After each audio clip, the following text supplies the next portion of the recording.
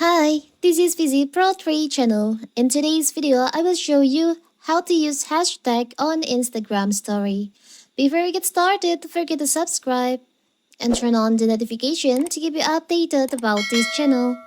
So, let's go.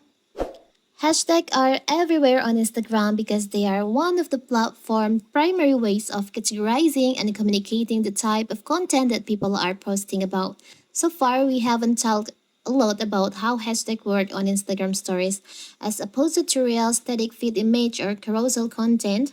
And so, in this video, I will show you how to add hashtag on your Instagram story.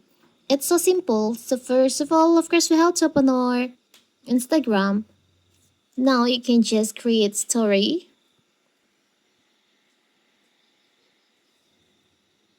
We'll take a picture like this.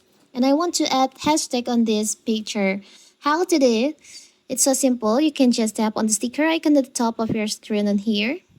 And you'll find there is an option, hashtag. You can just tap on that.